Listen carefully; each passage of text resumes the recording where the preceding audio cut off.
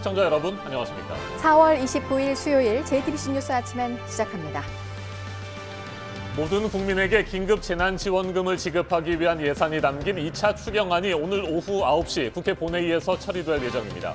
고소득층의 자발적인 기부를 어떻게 받고 어떤 절차에 따라 사용할지를 규정하는 특별법도 함께 의결됩니다. 여야는 이를 위해서 관련 상임위원회와 예산결산위원회를 어제에 이어 오늘도 일제히 가동합니다.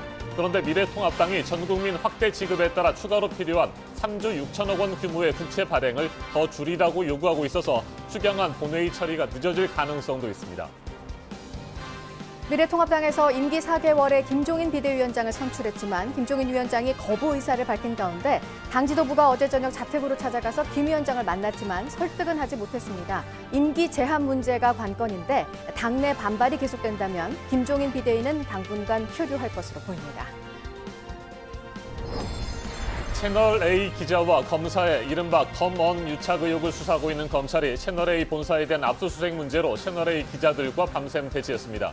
검찰은 유착 의혹의 핵심인 기자와 검사장의 대화 녹취 파일 등을 확보하지 못한 것으로 전해졌습니다. 한편 검찰은 MBC에 대해서도 압수수색 영장을 청구했지만 기각된 것으로 파악됐습니다. 코로나19 확산세가 잦아들고 있는 유럽에서 각 나라들이 봉쇄 조치를 풀고 경제 활동을 다시 시작하려는 움직임을 보이고 있습니다. 유럽연합 EU도 국경 통제를 완화하는 방안을 논의하기 시작했습니다. 도널드 트럼프 미국 대통령이 김정은 북한 국무위원장의 건강 이상설과 관련해 그저 잘 있기를 바란다고 말했습니다.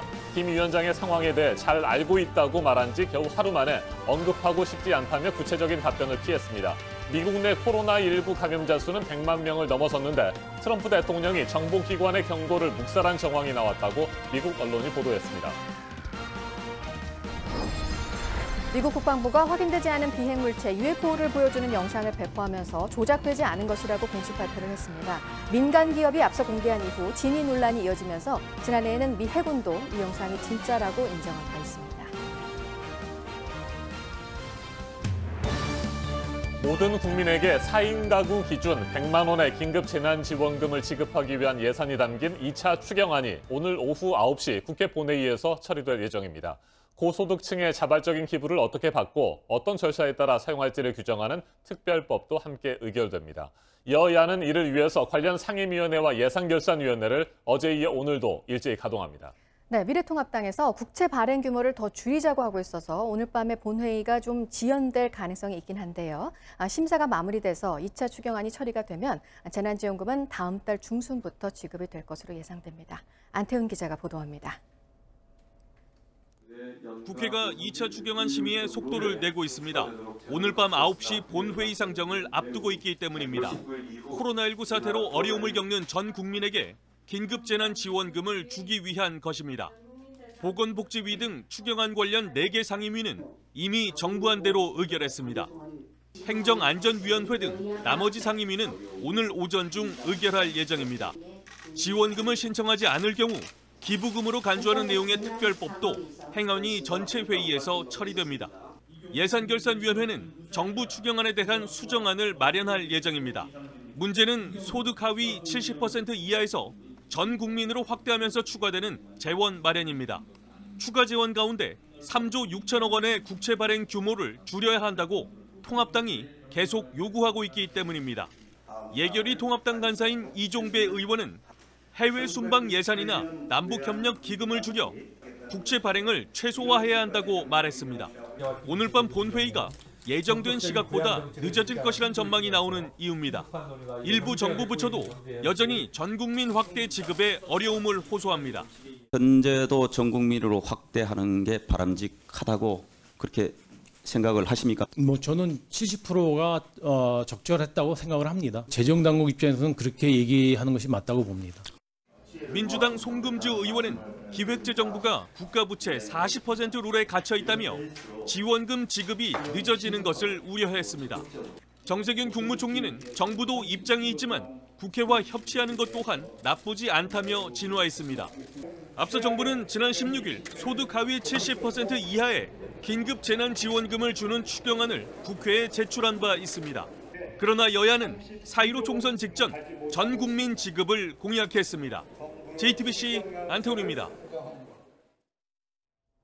정부는 오늘 2차 추경안이 국회를 통과하면 곧바로 재난지원금을 지급하는 절차에 들어갑니다. 다음 달 4일부터는 인터넷을 통해 우리 집 지원금이 얼마나 되는지 확인할 수 있습니다. 신용카드에 충전을 하거나 선불카드 또는 지역 상품권 등으로 받을 수 있습니다. 송승환 기자가 보도합니다. 세대별로 얼마나 받게 되는지는 다음 달 4일부터 확인할 수 있습니다. 행정안전부가 만들고 있는 긴급재난지원금 조회 사이트에 접속해 공인인증서로 본인 확인을 하면 됩니다. 세대주 여부와 세대원 수, 그에 따라 받게 될 금액을 볼 수 있습니다. 예를 들어 경기도에 사는 4인 가구에 세대주나 세대원이 조회하면 긴급재난지원금 100만 원 중 경기도가 이미 지급한 재난기본소득을 빼고 80만 원을 받을 수 있다고 뜹니다. 저소득층 270만 세대는 따로 신청을 하지 않아도 다음 달 4일 지원금을 받을 수 있습니다. 정부는 이들이 공과금이나 월세 등을 낼 수 있게 현금을 주는 방안을 검토하고 있습니다. 나머지 1,900만 가구는 다음 달 13일 신용카드 충전이나 선불카드, 지역사랑 상품권 중 원하는 형태로 긴급재난지원금을 받을 수 있습니다. 신청은 세대주가 해야 합니다. 신용카드 충전은 쓰고 있는 카드사의 홈페이지에서 할 수 있습니다. 충전에 이틀 정도 걸려서 다음 달 11일부터 신청을 받을 예정입니다. 선불카드와 지역 상품권으로 받고 싶으면 사는 곳의 지방자치단체 홈페이지에서 신청하면 됩니다. 온라인 신청이 어려우면 가까운 주민센터나 새마을금고에 직접 가서 할 수도 있습니다. JTBC 송승환입니다.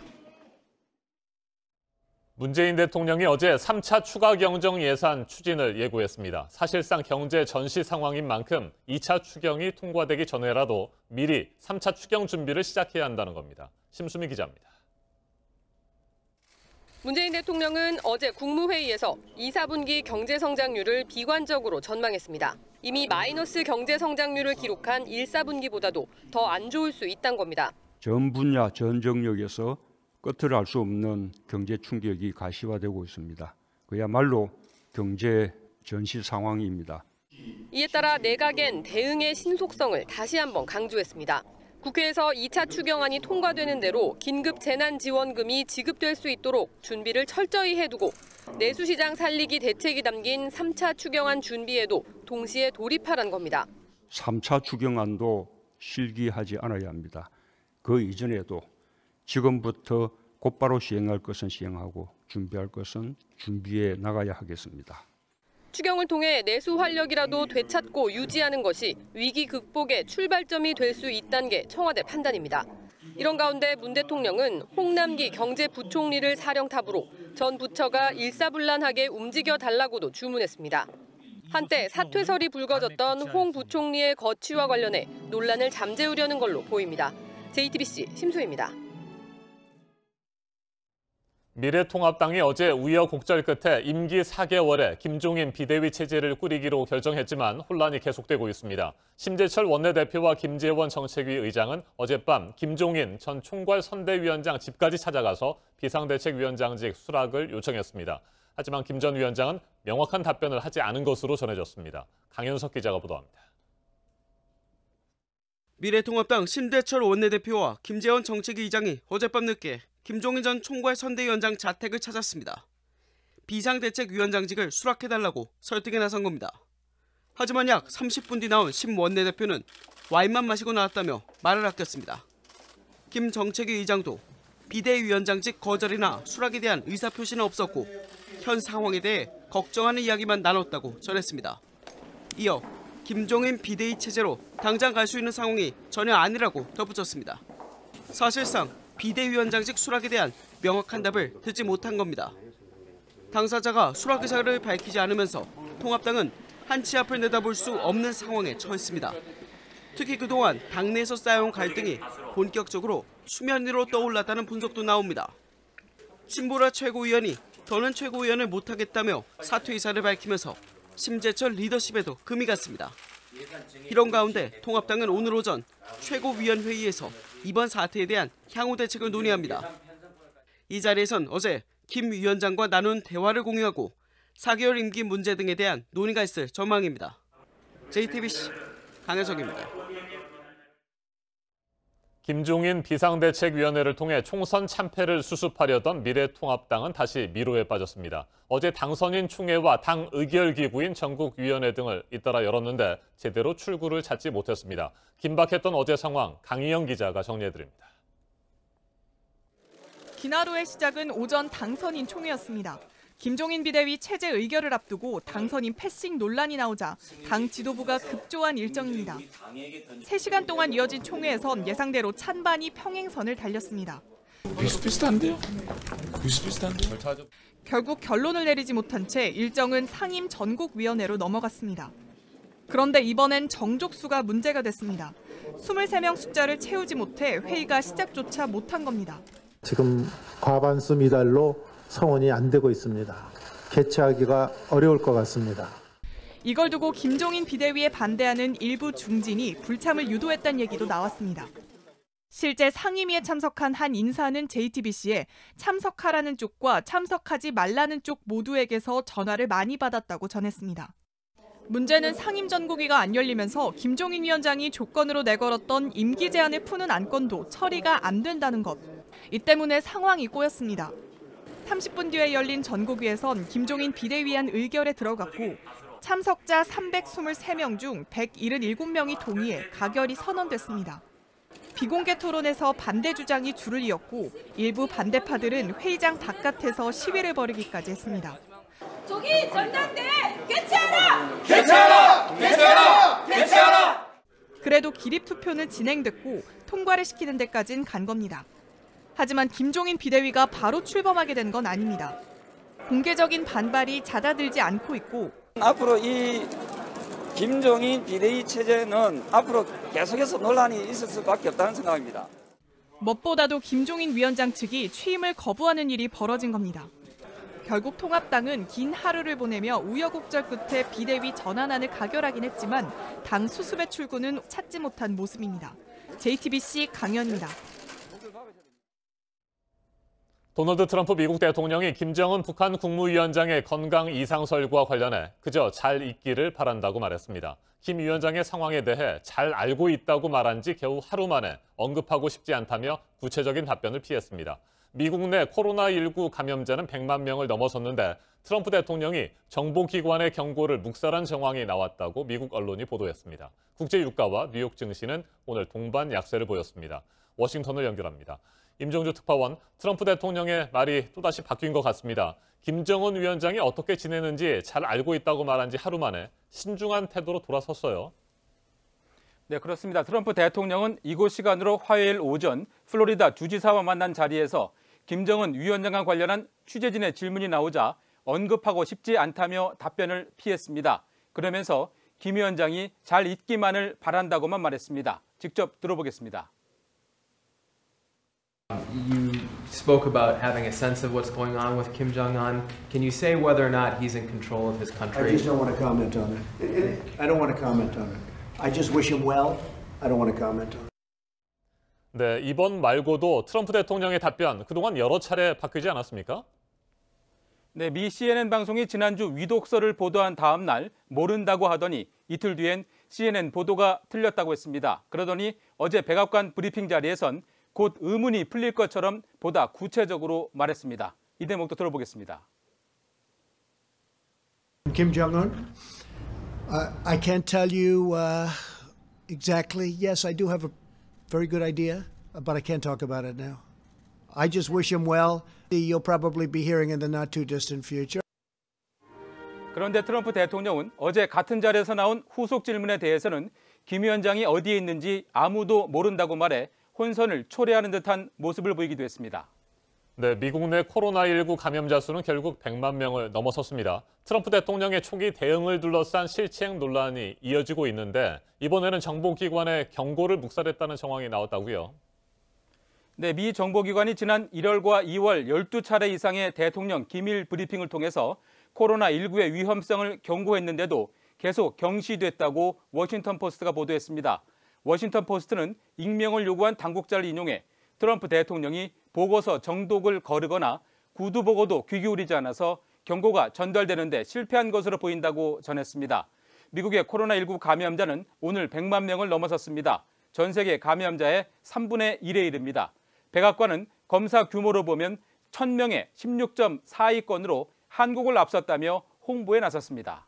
자, 그런데 트럼프 대통령, 올해 하반기 경제에 대해서는 낙관적인 전망을 제시했습니까?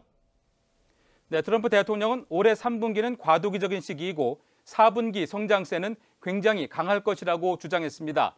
이어 내년은 믿을 수 없을 정도로 강한 한 해가 될 것 같다며 낙관적인 전망을 내놨습니다. 다만 미 경제 매체인 CNBC가 전문가들을 대상으로 조사한 결과를 보면 응답자의 19%가 올해 연말까지는 경기 회복이 가능할 것으로 예상한 반면 33%는 2022년 상반기까지는 완전히 회복되지 않을 것으로 예측했습니다. 네, 국제 유가는 오늘도 불안한 모습을 이어갔죠. 네, 뉴욕 상업거래소에서 6월 인도분 서부 텍사스산 원유는 1배럴에 12달러 34센트에 거래됐습니다. 어제보다 44센트 떨어졌습니다. 저장 용량이 한계에 다다르는 상황에 대한 우려와 경제 재기에 대한 낙관론이 교차하면서 불안감이 지속되는 모습입니다. 뉴욕 증시 주요 지수도 약세를 보였습니다. 다우존스 산업지수는 0.13% 하락했고 S&P 500과 나스닥 지수도 각각 0.52%와 1.4% 떨어졌습니다. 지금까지 워싱턴에서 JTBC 임종주입니다. 여전히 많은 신규 확진자가 나오고 있긴 하지만 코로나19 확산세가 점차 잦아드는 추세인 유럽에서 조치들이 구체적으로 나오고 있습니다. 전국 봉쇄령을 풀거나 이미 그렇게 한 나라들은 경제 활동을 시작하려고 하고 있는 건데요.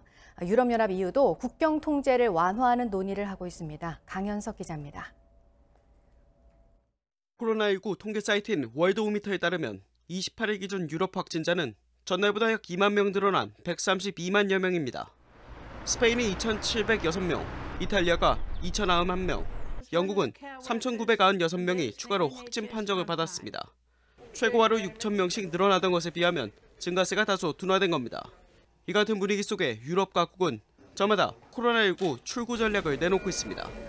스페인과 그리스가 다음 달 4일부터 전국 봉쇄령을 차츰 완화하기로 했고 포르투갈은 5월 2일까지로 예정된 국가 비상사태를 연장하지 않을 방침입니다. 프랑스는 5월 11일 전국 이동 제한령을 해제하는 대신 대중교통 이용자들에게 마스크 착용을 의무화하기로 했습니다. 앞서 독일도 상점과 대중교통 이용 시 마스크 착용을 의무화했습니다. 피해가 컸던 이탈리아는 5월 4일부터 제조업 생산 활동을 재개하기로 했습니다. 유럽연합은 현재 이어지고 있는 소속 국가 간의 국경 통제를 완화하는 방안을 논의하기 시작했습니다. JTBC 강현석입니다. 이른바 검언 유착 의혹을 수사하고 있는 검찰이 채널A 본사에 대한 압수수색을 두고 소속 기자들과 밤샘 대치를 했습니다. 핵심이라고 할 수 있는 모든 의혹을 풀 수 있는 관련 녹음 파일은 확보하지 못한 것으로 보입니다. 이혜원 기자입니다. 채널A 본사에 대한 압수수색에 나선 검찰과 채널A 기자들이 밤샘 대치를 이어갔습니다. 서울중앙지검 형사 일부가 압수수색에 나선 건 어제 오전입니다. 서울 중구 본사와 해당 기자의 주거지 등 총 5곳이 대상이었습니다. 4곳은 압수수색을 마쳤지만 채널A 기자들이 압수수색 내용 등의 문제를 제기하며 본사에선 서로 대치했습니다. 검찰은 MBC에 대해서도 채널A와 동시에 압수수색 영장을 청구했지만 법원이 기각한 것으로 파악됐습니다. 앞서 MBC는 지난달 31일 채널A 기자가 금융사기 혐의 등으로 수감 중인 이철 전 밸류인베스트 코리아 대표에게 취재 협박을 했다고 보도했습니다.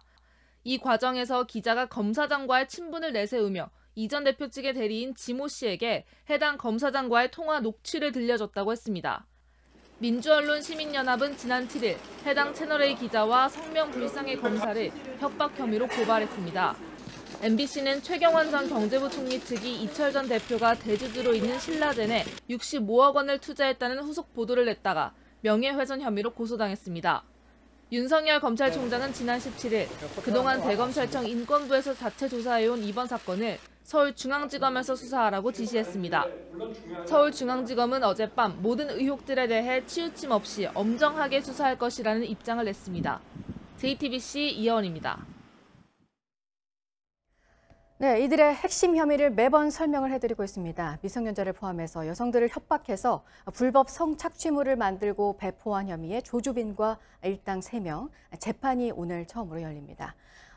이런가 하면 공범 가운데 또 다른 한 명은 어제 신상이 공개가 됐죠. 박사방에서 성착취물을 유포하고 홍보한 혐의에 19세 이원호 일병으로 군 검찰에서 현재 수사를 하고 있습니다. 군 최초의 피의자 신상 공개입니다. 김민관 기자입니다. 텔레그램 박사방을 공동으로 운영한 또 다른 공범의 이름은 이원호. 나이는 만 19살입니다. 육군은 이원호가 박사방의 이기아라고 신상을 밝혔습니다. 이원호는 성착취물을 수백 차례 퍼뜨리고 박사방을 홍보한 혐의 등으로 지난 6일 구속됐습니다. 군은 피의자에 대한 구속영장이 발부되는 등 인적, 물적 증거가 충분히 확보됐다고 말했습니다. 군이 피의자 신상을 공개한 건 이번이 처음입니다. 육군본부 고등검찰부장이 위원장을 맡은 성폭력범죄 신상공개위원회에서 신상공개를 결정했습니다. 법조인과 성직자 등 외부위원을 포함해 모두 7명으로 구성돼 있습니다. 위원회는 국민의 알 권리와 동정범죄의 재범 방지 등을 위해 신상공개가 공공의 이익에 부합한다고 판단했다고 공개 이유를 밝혔습니다. 앞서 민간경찰은 박사방의 또 다른 공범 강훈의 신상도 공개했습니다. 이런 가운데 공군에 복무 중인 A병장은 N번방 성착취물을 소지한 혐의로 수사를 받고 있습니다. A병장의 계좌에선 N번방 개설자로 알려진 갓갓과 수차례 거래를 주고받은 흔적이 발견된 것으로 전해졌습니다. JTBC 김민관입니다. 한 민간 기업이 UFO 영상을 공개한 뒤 이게 맞는지 안 맞는지 논란이 이어지자 지난해 미국 해군에서 맞다고 인정을 했었는데요. 미국 국방부도 공식 발표를 했습니다. 이 미 국방부에 연구 요청을 했던 한 상원 의원은 잠재적 국가 보안 문제를 언급하면서 더 진지하게 들여다봐야 한다고 했습니다. 이혜원 기자입니다. 원반 형태의 물체가 바람을 거스르며 날아갑니다. 물 위를 빠르게 비행하기도 합니다. 조종사들은 탄성을 지릅니다. 이 영상 3건은 미 해군 전투기 조종사들이 훈련 당시 적외선 카메라로 촬영했습니다. 영상 1개는 2004년 11월, 2개는 2015년 1월에 촬영됐다고 미 국방부는 밝혔습니다. 2017년 12월부터 2018년 3월 사이 한 민간 기업이 영상을 공개하면서 진위 논란이 이어졌습니다. 미 해군은 지난해 9월 이 영상을 해군이 찍은 게 맞다고 인정했습니다. 이번엔 미 국방부까지 영상이 조작되지 않았다고 공식적으로 발표했습니다. 현지 시간 27일 성명에서 영상의 진위 여부에 대한 대중의 오해를 풀기 위해 공개하기로 했다고 설명했습니다. 또 영상을 공개해도 민감한 기능이나 시스템을 드러내지 않는다고 판단했다고 밝혔습니다. 그러면서도 영상에서 관찰된 물체는 정체가 확인되지 않았다고 덧붙였습니다. 미 해군 규정상 조종사들은 미확인 비행 물체를 발견하면 보고해야 합니다. UFO 기록을 연구한 바 있는 해리 리드 전 미 상원 의원은 이들 영상에 대해 앞으로 더 진지하고 과학적으로 검토해야 한다고 말했습니다. JTBC 이혜원입니다. 네, 북한 김정은 위원장의 건강 상태 관련 의혹을 불식시킬 만한 소식이 이제 거의 20일 가깝게 전해지지 않고 있는 상황이어서 북한 관련 소식 하나하나에 또 예의주시를 하게 됩니다. 북한 경제대표단이 이번 주에 중국에 간다는 보도가 나왔는데요. 보도국 연결해서 알아보겠습니다. 이재승 기자, 김 위원장 건강 상태와 상관이 없는 일정이다. 이거를 또 강조를 했네요. 네, 그렇습니다. 로이터 통신은 북한과 중국이 최근 들어서 무역 재개 논의를 해왔다라고 보도했습니다. 그러면서 김 위원장의 건강 이상설이 있기 전부터 북한 측이 중국 상무부 당국자들과 만나서 식량 수입 등 무역 관련 사안을 논의할 예정이었다라고 로이터 통신이 전했습니다. 북한은 올해 초에 코로나19 유입 차단을 위해서 중국과 러시아와의 국경을 폐쇄하는 등 방역 총력전을 펼치고 있는데요. 무역과 여행을 제한하는 이런 조처로 인해서 현재 북한에는 식량과 소비재가 부족한 것으로 알려져 있습니다. 코로나19 사태 속에 중국 정부도 이미 대북 지원 의사를 공개적으로 표명한 상태입니다. 다만 이번 북한 대표단의 방중 보도와 관련해서 중국 외교부와 상무부 그리고 주정 북한 대사관 모두 별도의 입장을 밝히지는 않고 있습니다. 네, 어쨌든 김 위원장 모습은 보이지가 않고 있어서 여러 얘기들 또 가짜 뉴스들도 나오고 있는 건데 러시아 상원 의원이 김정은 위원장에 대해서 언급을 한 게 있네요. 네, 러시아 상원 의원들과 북한의 최고인민회의 간에는 실무를 협력하는 그룹이 있는데요. 북러 협력그룹의 러시아 측 대표인 올렉 멜리첸코 상원 의원이 김정은 위원장의 건강에는 문제가 없다고 확신한다라고 말했습니다. 현지 시간 28일에 멜리첸코 상원의원이 신홍철 러시아 주재 북한 대사와 얘기한 뒤 나온 말인데요. 멜리첸코는 북한 지도자의 건강에 어떤 문제가 있었다면 대사가 우리에게 반드시 알렸을 것이라며 그런 얘기가 없었다고 덧붙였습니다. 그러면서 코로나19 상황이 좋아지는 대로 러시아 상원의원들이 북한을 방문할 계획이라고 이렇게 소개를 했습니다. 하지만 이 코로나19 상황이 러시아가 좀 심각하기 때문에 북한 방문이 빠른 시일 안에 이루어지기는 어려워 보이는데요. 러시아의 코로나19 누적 확진자가 이란을 제치고 세계 8위를 기록했다는 소식입니다. 현지 시간 28일 기준으로 러시아 확진자는 모두 9만 3천여 명입니다. 사흘 연속 하루에 6천 명대의 신규 확진자가 쏟아지고 있습니다. 전국의 러시아 코로나19 사망자도 860여 명으로 늘었는데요. 러시아 당국은 이렇게 대규모 신규 확진자가 나오는 것은 하루 10만 건을 넘는 검진 건수를 확대했기 때문이다라고 이렇게 설명을 했습니다.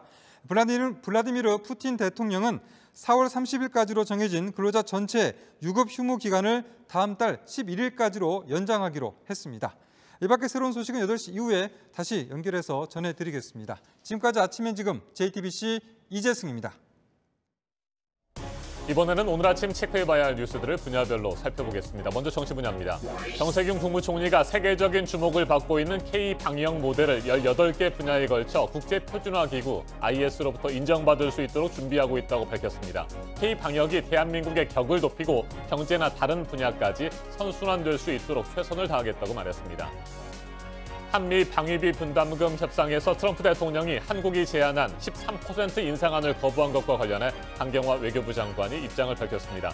지난해 대비 13% 인상안은 우리로서는 가능한 최고 수준의 액수였다며 합리적 수준의 합의를 만들어내기 위해 노력하고 있다고 말했습니다.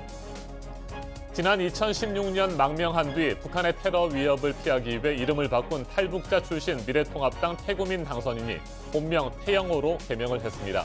총선 전에 개명하려고 했지만 행정 절차상 3개월 이상이 걸렸습니다. 개명 절차가 완료됨에 따라 태 당선인은 본명 태영호로 21대 국회 의정 활동을 시작하게 됩니다. 코로나 사태가 우리 경제에 미치는 영향 가운데 수출에 대해서는 이달부터 본격적으로 영향이 나타날 것이라고 김용범 기획재정부 차관이 말했습니다. 또 고용과 관련해서도 이제 시작이라고 했는데요. 과거 외환위기, 금융위기 때는 고용지표가 몇 달 전부터 하락하면서 전조를 보였지만 이번에는 갑자기 떨어지고 있다고 설명했습니다. 국내 140여 곳의 기업인들 340명이 오늘 베트남에 갑니다. 코로나 여파로 외국인 입국을 사실상 막고 있는 베트남 정부가 대규모의 예외 입국을 처음으로 허용하면서입니다.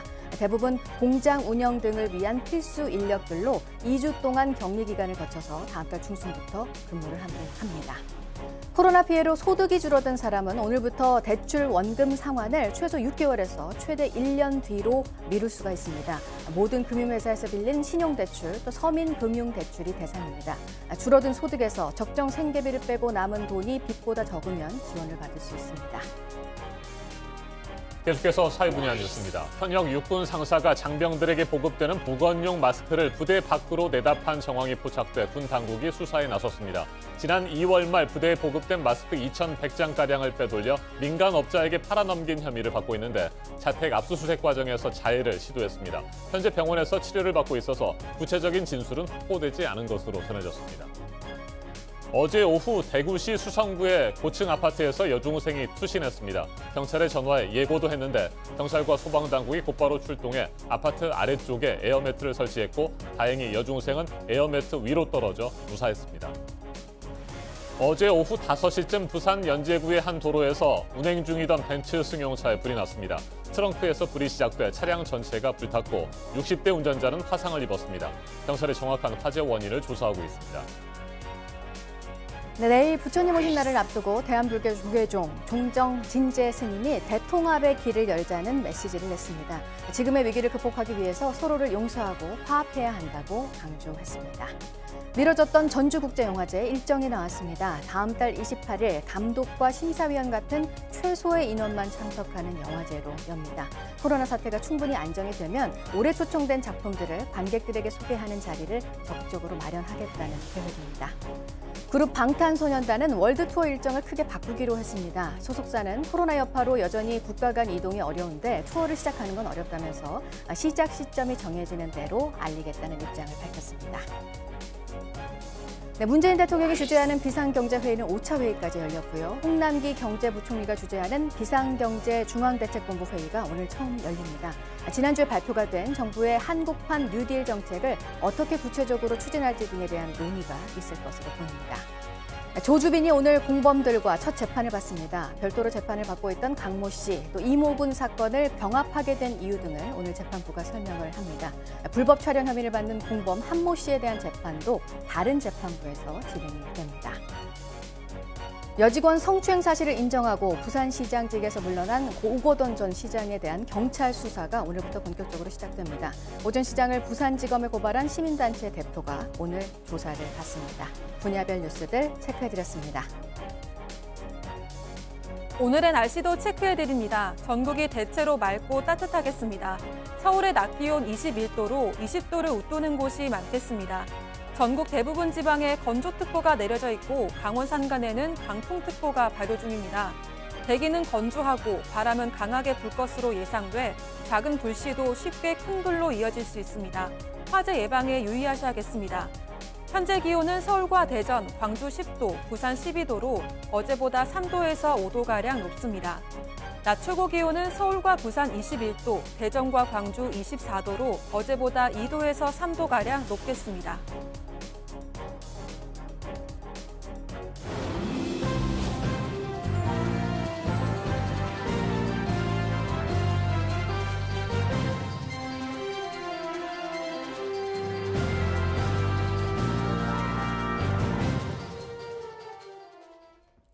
코로나19 사태 이후 마스크와 함께 손소독제도 필수품이 됐습니다. 그런데 찌든 때 제거제나 살균제를 손소독제라고 속여서 판 업체들이 적발됐습니다. 모두 사람한테 쓰면 안 되는 제품이었습니다. 이세누리 기자입니다. 20대 이모 씨는 온라인몰에서 휴대용 손소독제라고 파는 제품을 구했습니다. 하지만 집으로 온 건 사람한테 쓰면 안 되는 제품이었습니다. 받고 나서 뒷면을 봤거든요. 근데 이제 인체에 뿌리지 말라고 적혀 있고 피부에 닿을 시 물로 즉시 씻으라고 자세히 이제 읽어보니까 이제 욕실이나 주방이나 이게 찌든 때 같은 걸 제거할 때 쓰는 용이더라고요. 이 씨 같은 피해자가 늘어나자 한국소비자원이 온라인에서 판매하는 손소독제들을 점검했습니다. 물건을 살균 소독할 용도로만 쓸 수 있는 제품을 손소독제인 것처럼 써놓고 팔거나 심지어 코 세척이나 구강 소독이 가능한 것처럼 그려놓은 제품도 있었습니다. 살균 소독제는 주로 염소계 화합물이나 에탄올 등을 포함을 하고 있는데 이것이 피부에 닿았을 경우에는 피부 자극이나 피부염 등을 유발할 수 있습니다. 소비자원은 이들 업체를 경찰에 고발했습니다. 아무 검증도 받지 않고 손세정제나 핸드클리너라는 이름을 붙여서 소비자가 헷갈리게 만든 제품도 적지 않습니다. 소독이나 살균 효과를 보려면 의약 외품 허가를 받았는지 꼭 확인해야 합니다. JTBC 이세누리입니다. 어제 오후 5시 반쯤 대전시 중구의 한 도로에서 레미콘이 앞에 가던 승용차를 들이받았습니다. 사고 직후 레미콘이 도로 옆으로 넘어지면서 일대 교통이 큰 혼잡을 빚었습니다. 레미콘 운전자는 병원으로 옮겨져 치료를 받고 있습니다. 경찰은 목격자 등을 상대로 정확한 사고 경위를 조사하고 있습니다. 경기도 과천에서는 어제 오후 4시 20분쯤 승용차가 3m 높이의 하천으로 추락했습니다. 이 사고로 운전자 김모 씨 등 2명이 얼굴 등을 다쳐 병원으로 옮겨졌습니다. 경찰 관계자는 CCTV를 확인해 보니 좌회전을 해야 하는 상황에서 직진을 해 사고가 났다며 자세한 사고 경위를 조사하고 있다고 말했습니다. 어제 저녁 7시 5분쯤 부산 사상구에 있는 한 호텔 앞 도로에서 싱크홀이 발생했습니다. 지름 1m, 깊이 2m 크기의 원형 싱크홀입니다. 경찰은 싱크홀 주변 도로를 통제한 뒤 관할구청에 통보했고 구청은 도로 보수에 나섰습니다. 지난 3월 사업체에서 일하는 숫자가 지난해 같은 달에 비해서 줄었습니다. 처음 있는 일입니다. 특히 일용직과 영세사업체에 타격이 컸습니다. 이상화 기자입니다. 지난 3월 국내 사업자 종사자 수는 지난해 같은 달과 비교해 22만 5천 명 줄었습니다. 2009년 관련 통계를 처음 낸 이후 11년 만에 첫 마이너스입니다. 상대적으로 고용 구조가 취약한 일자리가 큰 타격을 받았습니다. 임시 일용직은 12만 4천 명, 학습지 교사 같은 특별 고용직이 포함된 기타 종사자는 9만 3천 명이 줄었습니다. 식당이고 모든 인력이고 뭐 어디든지 다 쓰지는 않네요. 사람을 내보내는 실정이라니까. 업종별로 보면 숙박과 학원 등 교육 서비스업의 감소폭이 가장 컸습니다. 학생들이 오질 않으니까 학원을 열 수도 없고 그러다 보니까 직원을 줄이기도 하고 무급 휴직을 하는 거죠. 영세한 사업체, 특히 직접 사람을 만나 대면 업무를 해야 하는 쪽 충격이 컸습니다. 여행사가 대표적입니다. 코로나19의 부정적인 영향이 크게 나타나고 있는 것으로 보입니다. 정부는 6월까지 대규모 재정을 투입해 기업의 고용 안정을 위해 최대한 지원하겠다고 했습니다. 하지만 코로나19 파장의 변수가 커서 고용 사정이 더 나빠질 수 있다는 우려가 나옵니다. JTBC 이상화입니다. 맞짱 토론 시간입니다. 오늘은 앞서 전해드린 대로 사업체 종사자 감소 등 각종 지표로 확인되고 있는 코로나19발 경제 충격 자세하게 살펴보겠습니다. 오늘 오후 9시 국회 본회의 처리를 앞두고 있는 전국민 재난지원금 지급 문제도 짚어보겠습니다. 먼저 출연자들을 소개해드립니다. 신세돈 숙명여대 경제학과 명예교수 나오셨습니다. 네, 반갑습니다. 네, 안녕하십니까? 네. 최백은 건국대 경제학과 교수입니다. 네, 안녕하세요. 네, 어서 오십시오. 네. 지난 3월 국내 사업체 종사자 수가 사상 처음으로 줄어들었습니다. 소비 심리도 2008년 금융위기 이후 가장 낮은 수준으로 떨어졌습니다. 문재인 대통령은 지금은 경제 전시 상황이라고 말했습니다. 3차 추경안 준비에도 속도를 내고 있습니다. 토론 시작하겠습니다. 먼저 문재인 대통령의 발언부터 살펴보죠. 지금은 경제 전시 상황이다 이렇게 얘기를 했습니다. 두 분께서 동의하시는지요? 그리고 동의하신다면 현재 어느 정도의 심각한 상황이라고 보시는지 말씀을 먼저 듣도록 하겠습니다. 신세동 교수님. 사실은 우리 최백윤 교수님하고 몇 년째 같은 주장을 하고 있는데 네. 코로나 사태가 오기 전에 이미 2018년서부터 우리 경제는 반도체가 꺾이면서 전반적으로 기저질환을 앓고 있었어요. 18년, 19년 계속해서 성장률이 계속 떨어졌거든요. 문재인 정부 들어와서 2017년도 성장률이 3.2던 것이 네. 그다음에 2.7% 그리고 작년에는 2.0 계속해서 지금 급전직하로 성장률이 떨어지는 와중에 코로나가 지금 충격이 온 거지 않습니까? 네. 지금 나온 통계들은요. 고용 통계가 3월 15일 주에 조사한 거란 말이죠. 그러니까 3월 중순 이후에도 고용 상태와 경제 상태가 훨씬 더 나빠졌기 때문에 그다음에 GDP 통계도 속보치가 나왔는데 그게 3월 초까지만 들어가 있지 3월 자료는 충분히 안 들어갔거든요. 네. 그런 관점에서 통계를 종합해 보면 3월 후반 그리고 4월 들어와서 경제가 훨씬 더 나빴을 것이다. 고용이나 성장들이. 그런 관점에서 보면 지금 우리가 가지고 있는 통계도 굉장히 어렵지만 4월, 5월 통계는 훨씬 더 나쁠 것이라는 관점에서 보면 대통령께서 전시 상황이다라고 하는 평가가 충분히 타당하다 저는 그래 보는 거죠. 네, 문재인 정부 들어서도 성장률은 계속해서 떨어졌는데 네. 현재는 전시 상황은 맞다. 그렇죠. 이런 말씀이시군요. 최 교수님 어떻게 생각하세요? 문재인 정부 들어서 성장률 얘기했으니까 말씀드리는 건데요. 세계 경제 성장률이 다 둔화됐어요. 2009년 이후에 지난 10년 동안 계속 둔화돼 왔었고요.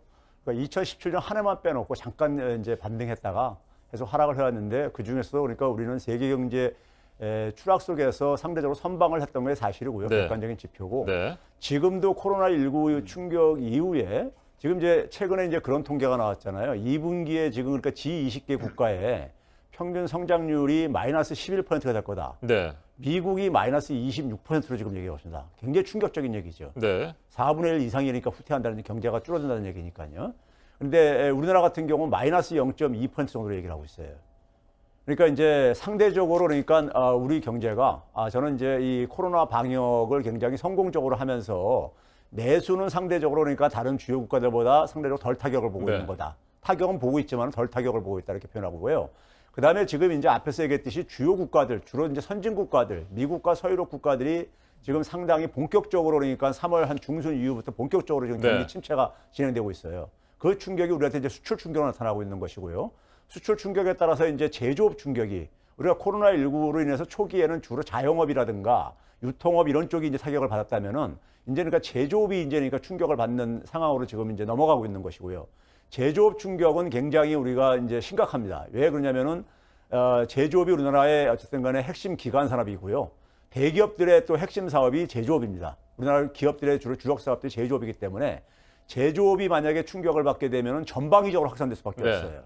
지역에 그러니까 우리가 그래서 공단에 제조업에 그러니까 어려움이 가게 되면은 당연히 그러니까 뭐 중소협력업체도 어려울 것이고 그다음에 일자리도 줄어들면서 지역에 있는 그러니까 자영업자들도 어려움이 갈 수밖에 없고요. 밥 안 사 먹고 술 안 사 먹고 이제 그러니까요. 그러면 이제 그러니까 우리가 자영업자들이 충격을 받게 되고 이게 전방위적으로 확산될 수밖에 없는 거예요. 그래서 이제 본격적인 이제 그러니까 경기 침체가 2분기에 나타날 수밖에 없다는 것은 세계 경제 주요 국가들이 지금 상당히 경제가 안 좋다 보니까 거기에 따른 수출 충격, 제조업 충격 이걸로 인해서 가는데 상대적으로 우리는 성장률에 있어서는 방어하는 편이다 이렇게 저는 평가하고 싶습니다. 네, 국내 경제가 현재 전시 상황이긴 하지만 현재 뭐 세계 경제가 침체기에 들어가 있는 상태이기 때문에 우리나라만 유독 현재 경제가 문제가 있는 것은 아니다 이런 입장이신 거군요. 네, 이에 대해서 반론하시겠습니까? 네. 그러니까 다른 나라하고 비교하면 뭐 코로나도 방역을 잘했고 하니까 뭐 좀 괜찮다 이제 이렇게 이제 최 교수님이 말씀하셨는데 문재인 정부 들어와 가지고 성장률도 3.2, 2.7, 2.0 마이너스 지금 1.3으로 떨어졌지만 민간 부분의 성장률을 보면 2.5, 1.8, 0.5, 마이너스 1.1이에요. 그러니까 문재인 정부 들어와서 지속적으로 민간 부분의 성장률이 계속 떨어지고 있다는 것이죠. 그러니까 이렇게 떨어진 원인이 아까 이제 그 최 교수님은 수출 때문이라고 하는데 수출이 감소하기 시작한 것은 2018년 12월부터 지금 4개월, 5개월 떨어지고 있거든요. 그러니까 그 전에 수출이 잘 되었어요. 그 전에 수출이 잘 되었음에도 불구하고 성장률이 계속해서 떨어졌다는 것은 뭔가 문재인 정부의 경제 정책에 심각한 문제가 있다는 것을 반영하는 것이다. 그래 되다 보니까 결국은 성장 중에서 민간 부분은 지금 마이너스로 돌아섰습니다. 이번 1분기에. 그러다 보니까 정부가 지금 성장을 거의 뭐 주도하다시피 한단 말입니다. 1분기 성장률이 1.3%인데 전년 동기비로 민간이 마이너스 1.1이었어요.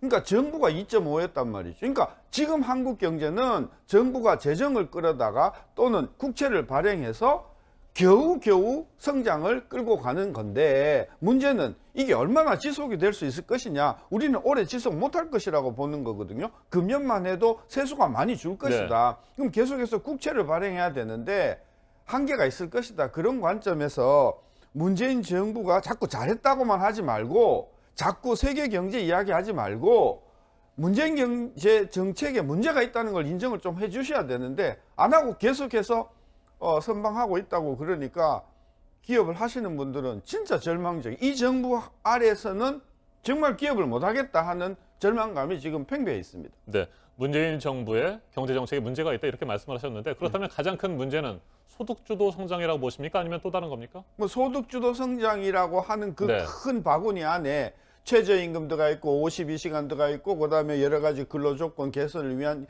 제도 개혁이라든지 이런 것들이 다 들어가 있고 또 한편으로는 기업에 대한 뭐 좋은 말로 하면은 과세 어떤 그런 그 조세정이지만은 지금 기업들은 그 과세 부담을 굉장히 많이 안고 있거든요. 그리고 우리 국민들은 지난 한 2, 3년 동안 부동산 세금이라든지 여러 가지 그 세부담이 굉장히 커졌단 말이에요. 그래서 이러한 부담들이 자꾸 커지니까 국민들은 점점 쓸 돈이 없어지는 것이고 그것이 민간 소비의 감소로 나타나는 것이다. 좀 제발 우리 기업이나 국민들이 좀 숨 좀 쉬게 해주라. 너무 세금 부담이 많다 하는 게 지금 일반 기업의 분위기입니다. 네, 현재 경제 위기와 관련해서 외부적인 요인만 내세우지 말고 문재인 정부의 경제 정책을 다시 한번 들여다봐야 된다 이런 말씀이신 것 같고요. 이에 대해서 최백은 교수께서도 오늘 이 시간이 지금 뭐 옛날 얘기 지금 평가하자는 지금 하게 되면 시간 오늘 주제 제대로 못 다룰 텐데요. 자, 문재인 정부의 경제 정책을 간다면 성장률이 OECD 국가 주요 국가들 중에서 우리가 몇 번째인가 비교해 보면 딱 나와요. 그다음에 고용 지표 최고 좋잖아요. 그리고 소득 분배 개선됐어요. 그렇죠? 그러니까 이제 그런 걸 가지고 그다음에 재정을 투입해서 한다 그러는데 우리나라 그러면 재정 건전성이 굉장히 나빠야 돼요. 근데 재정 건전성 제일 좋잖아요, 지금. 네. 그렇잖아요. 지금도 현재 보게 되면은 재정 투입이 우리나라는 GDP 대비 한 0.7%뿐이 안 돼요. 네. 미국은 13%가 넘었습니다. 독일은 30% 하고 있습니다. 우리가 그러니까 재정을 투입을 해가지고 만약에 경제 끌어왔다면은 재정이 굉장히 나빠졌어야 되는 거잖아요. 근데 재정 별로 안 나빠졌단 말이에요. 박근혜 정부 때는 별 차이 없단 말이에요, 지금 그러니까요. 재정 별로 그러니까 GDP 증가에 비해서 그러니까 재정의 증가가 상대적으로 그렇게 크지 않다는 걸 의미하는 것이고요. 그래서 지금 이제 그러니까 우리나라 기업들이 이 어려운 것은요. 제가 늘 얘기하지만 제조업의 위기가 지금도 그러니까는 네. 제조업이 금융위기 이후에 공급 과잉 상태 속에서 우리나라 제조업에 대한 의존도가 굉장히 높은 나라인데 제조업 말고 다른 산업들이 별로 우리는 육성이 안 됐어요. 기업들도 뭐냐면 새로운 수익 사업을 못 찾고 있는 거예요. 그러니까요. 그런 상황 속에서 그러니까 제조업은 자꾸만 이제 입지가 좁아지고 네. 있고 그런 상황 속에서 생기는 문제인 것이지 이게 무슨 소득주 성장 정책과 무슨 관계가 있는 거냐. 그럼 제가 질문을 딱 하나 할게요. 예. 그 제조업 증가율이 2018년서부터 둔화됐는데 그럼 제조업을 살리기 위해서 문재인 정부가 무슨 정책을 했죠? 그러니까 제조업 증가율이요 떨어지게 증가한 것은 2012년 이후부터 거의 정체 상태였어요. 그건 그런데 그러니까 문재인 정부부터 얘기하지 말고 2012년부터 사실상 정체하고 있어요. 제조업 성장률이요. 그러면은 그 이유가 그러니까 제가 얘기하는 게 2012년이 어느 시기냐 수출 증가율이 확 떨어질 때였었어요. 마이너스 1.2%요. 2012년이요. 예? 그러니까 글로벌 금융위기 이후에 전 세계 그러니까 금융위기 이전에는 네. 제조업이 굉장히 호황을 이뤘었단 말이에요.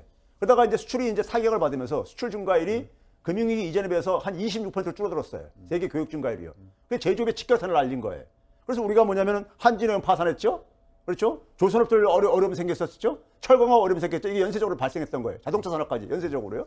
그러면 그 상황 속에서 제조업의 공급 과잉 문제 속에서 우리나라는 상대적으로 선진 국가들에 비해서 서비스가 취약하다 보니까 제조업이 상대적으로 역할이 줄어드는 상황 속에서 그걸 출구를 지금 못 만들고 있는 이런 상황. 이건 산업구조 개편의 문제인 거예요. 그러니까 문재인 정부 들어와가지고 제조업을 위해서 무슨 정책을 내놨냐 이 말이에요, 제 말은. 그러니까 제조업 경쟁력 강화는 역대 정부들이 계속 추진해왔던 것들이잖아요. 사실은요. 그럼 역대 정부가 못했으면 문재인 정부도 못하면 되나요? 아니 그게 아니죠. 제조업 경쟁력 강화라는 것은 산업 구조를 개편하는 문제, 제조업을 고부가 가치화시키는 문제가 이게 그러니까 하루 이틀 만에 해결되는 문제는 아니잖아요. 그러니까 문재인 정부가 산업 구조 개선을 위해서 무슨 정책을 내놨냐. 그래서 우리나라 제조업 경쟁력이 그래도 여전히 세계 그래도 어쨌든 4위, 5위 지금 유지를 하고 있잖아요. 구미를 한번 가보시고 울산 한번 가보시면 그러니까 그 어려움은 그러니까 선진국가들도 마찬가지라 이거예요. 알겠습니다. 제가 이 정도에서 정리를 하도록 하겠습니다. 문재인 대통령이 현재 경제 상황을 경제 전시 상황이라고 얘기를 했기 때문에 두 분께서 어떻게 평가하시는지 제가 질문을 드렸고 그 현재 상황을 진단하다 보니까 그동안의 문재인 정부의 경제 정책에 대해서 평가하는 것은 또 자연스러운 것 아니겠습니까? 그렇지만 더 이상 추가 논쟁은 벌이지 않도록 하고요. 이 정도에서 마무리하도록 하겠습니다. 현재는 코로나19 사태로 인한 경제 상황 얘기하고 그렇다면 이 현재 위기를 어떻게 극복할 것이냐 이게 더 중요한 것은 틀림없는 것 같습니다. 자, 문재인 대통령 경기 부양을 위해서 3차 추경까지 준비를 하고 있습니다. 이에 대해서는 어떻게 생각하시는지 두 분의 말씀 듣겠습니다. 그러니까 3차 추경이라는 그 내용이 아마도 긴급재난지원금 때문에 하는 것 같아요. 그러니까 전 국민에게 주다 보니까 이제 예산을 조금 더 이제 마련해야 되고 국채를 발행해서 한다는 건데 그거는 응급 조치에 불과하다는 것이죠. 그러니까 총 규모 뭐 한 14조인가 되는 게 긴급재난지원금인데 그거가 통과된다고 하더라도 대한민국 경제가 아까 말씀드린 전시 상태의 경제를 해결하는 거는 아니다. 이거는 정말 응급조치에 불과한 것이고 최백운 교수하고 저하고 근본적으로 동의하는 부분이 뭐냐면 아까 제조업의 경쟁력을 살리기 위해서는 구미나 군산이나 여수나 이 창원이나 거제 쪽을 경쟁력을 살려야 되는데 거기에는 제가 추산한 돈만 해도 수백조 원이 들어가는 정말 거대한 프로젝트란 말이에요. 그러한 거대한 그 우리 남해안 일대의 수출 제조업 기술을 살리는 데 대한 아무런 청사진이 없다. 그런 차원에서 이번에 3차 추경을 통해서 15조를 어떻게 마련한다고 하더라도 대한민국의 경쟁력은 살아나는 부분이 아니니 착각 좀 하지 마시라는 거예요. 3차 추경만 통과하면 한국 경제가 살아난다는 이런 착각을 버려야 된다. 제 주장은 그겁니다. 자, 지금 이제 그 추경 문제는요. 추경 문제는 제가 지난주에 나와서 그런 얘기 했잖아요. 계속 진화할 수밖에 없다. 이렇게 비유적으로 표현을 했는데 그 이유는요. 우리가 예를 들어서 그 당시에 이제 신세동 교수님이 뭐라고 얘기했냐면은 부가가치 기준으로 보게 되면은 한 10% 정도 이렇게 이제 추락할 거다 이렇게 얘기를 했었잖아요. 그래서 저도 거기 동의한다 그랬었고요. 그러면 이제 그러니까는 예를 들어서 추경 규모가 사실상 제가 볼 때는 최소 200 정도 잡아야 돼요. 써야 돼요. 저도 생각할 때는요. 네. 예? 우리나라 이제 GDP의 10%면 한 200조 정도 되거든요. 거의 가까이 되거든요. 근데 그거를 갑자기 그거를 다 하니까 편성하면 좋겠지만은 야당에서 그거 협조해 주겠습니까? 제가 볼 때는 불가능한 거고 기재부도 그러니까 거기에 대해서는 화들짝 놀랄 거고 그래서 그러다 보니까 단계적으로 계속해서 추가 편성을 계속 할 수밖에 없는 거고 미국이 지금 어떻게 하고 있습니까? 미국이 네 번 했어요. 지금 5번째 준비하고 있어요. 네. 우리 이제 3번 하고 있는 거예요. 거기다 규모에서 비교해 보게 되면 우린 GDP 대비 0.7%뿐이 안 돼요. 제가 계산해 보니까 미국은 13%가 넘었어요. 예? 그러면 이제 그런 점에서 그러니까 우리나라 추경이 저는 너무 소극적이다. 규모가 너무 작다. 보고 있는 것이고요. 그 다음에 이제 그 제조업 경쟁력 잠깐 말씀하시는데 제조업 경쟁력을 강화시키기 위해서는요. 정부가 할 일도 있지만은 기업이 할 일도 있는 거예요. 기업이 그러니까 대기업들이 우리나라 주력 사업이 다 제조업체들입니다. 삼성전자, 현대자동차, 다 LG 다 제조업체들이죠. 네. 근데 이 제조업체들이 굉장히 우리가 산업유보가 많다잖아요. 근데 문제는 뭐냐면 새로운 수익 사업을 지금 못 만들고 있어요. 그러니까 기업이 사실 기본적으로 혁신의 주도는 기업인 거예요. 그렇죠? 근데 기업이 그러니까 예를 들어서 뭐 발목 잡다 이렇게 얘기하는데 저는 구체적으로 발목 잡는 게 뭐가 있는지 얘기를 좀 듣고 싶고 오히려 기업이 그러니까 지금 뭐냐면은 그동안에는 추격형으로 주로 이제 사업을 이제 그러니까 확장해 오다가 이제는 뭐냐면 선진국과 똑같이 새로운 수익 사업을 만들어내는 똑같은 이점에서 이렇게 경쟁을 하다 보니까 그런데 익숙하지 않다 보니까 잘 못 만들어내고 있는 거예요. 그런 점에서 이건 정부하고 기업하고 그다음에 이제 학계라든가 이런 데가 합동으로 해결해야 될 문제인 것이지 이게 그 정부 탓으로만 돌리는 문제는 제가 볼 때는 이거는 잘못된 진단이라고 보고 있는 것이고요. 그런 점에서 지금 추경은 저는 뭐냐면 지금 너무 적게 지금 편성하고 있다. 너무 적다. 네. 여기에 대해서 저도 동의해요. 근데 그거를 만약에 신세동 교수님이 만약에 동의해 주신다면은 야당한테 좀 얘기 좀 해줘가지고 추당 좀 대규모 편성하는 거 좀 동의 좀 이끌어줬으면 좋겠어요. 동의하시겠습니까?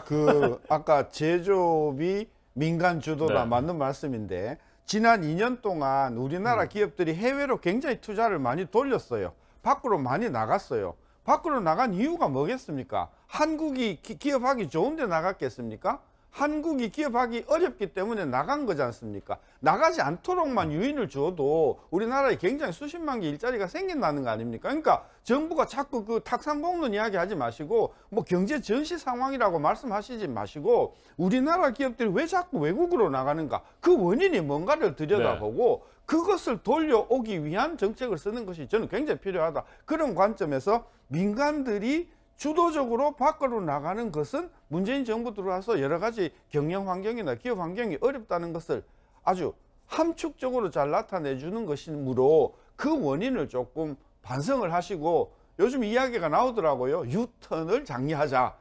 진작에 하셔야 된다. 저 큰 이야기를 드리는. 추경도 뭐 좀 얘기 좀 하시라니까. 추경은 전 전국적으로 동의합니다. 아까도 이야기했지만 우리 수출 제조업의 경쟁력을 살려야만 미래가 있는데 그리 하려면은 줄 잡아서 제 생각에는 한 500조를 한 5년 동안은 투입을 해야 된다고 봐요. 그럼 1년에 100조지 않습니까? 그러니까 긴 어떤 그런 안목을 가지고 제조업의 경쟁력을 살릴 수 있는 그런 어떤 비전을 제조업체에 주면 저는 제조업도 많이 살아날 거라고 보고 재정의 역할이 굉장히 필요하다. 그런 관점에서 앞으로 그 제조업을 살리는 대규모 어떤 경쟁력 혁신 정책 5개년 계획 전 한 500조 정도는 충분히 필요하다. 그래서 제가 집권했으면은 최백경 교수랑 이게 손을 잡고 했을 텐데 이거 3차 추경 이거 15조 가지고 뭐 경제 전시 상황을 뭐 극복할 수 있다라고 하는 것은 매우 그 단견이다. 상황을 지금 정확하게 보지 못한 것이다. 그런 이야기인 거죠. 제가 추경 하나만 조금 보완을 했어요.